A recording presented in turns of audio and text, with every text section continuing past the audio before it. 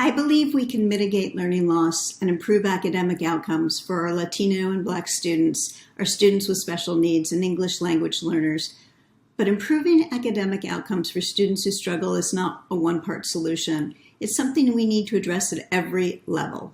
For many socially economically struggling students, focusing on academics is impossible if their basic needs, such as housing and food and safety, are not met.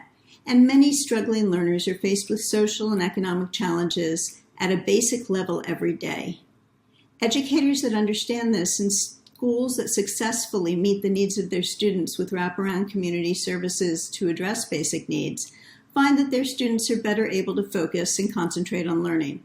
Once baseline needs are met, students need an environment where they believe they can succeed and they can see others like them succeeding. High expectations, combined with rigorous scaffolding supports, pre-teaching and tutoring are all important. Students need to have access to a quiet place to study, and if they do not have that at home, then schools need support from the county to invest in programs that include study spaces and adult support on questions where they need help. Teachers and mentors should mirror the student population. Students also need meaningful early education that focuses on important school-ready skills that lay the groundwork for later learning, including cognitive, social, and linguistic capacities, physical and emotional and social skills. Curriculum should be strong on core academic goals and also branch beyond to enrichment opportunities that engage students in learning and provide pathways to post-secondary options, especially in the areas of STEAM and CTE.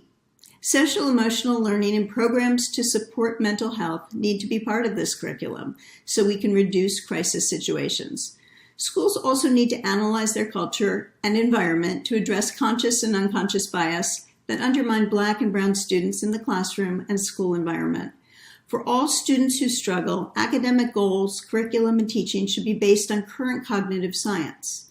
For example, reading curriculum should have a heavy phonics component. In many places, special education goals are often unclear and not based on current proven cognitive science.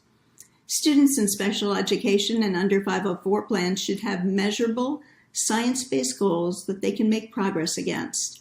They should be included in the regular education classroom as much as possible, and they should be evaluated regularly. Special education teachers, aides, and case managers should work together with the regular ed teacher and, when appropriate, take advantage of supports and services provided by the Santa Clara County Office of Education.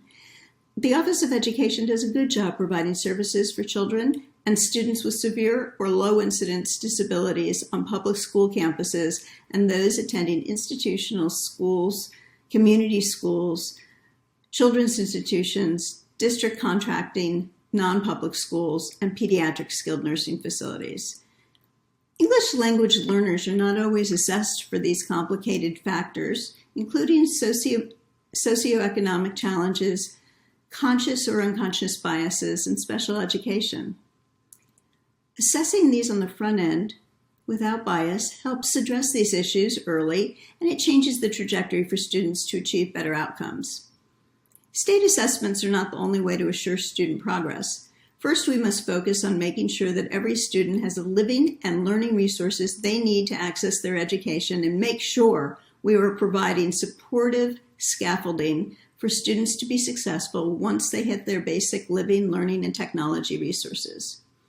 Next, we should look at attendance, which has been shown to both align with and be a driver of student progress with struggling student populations.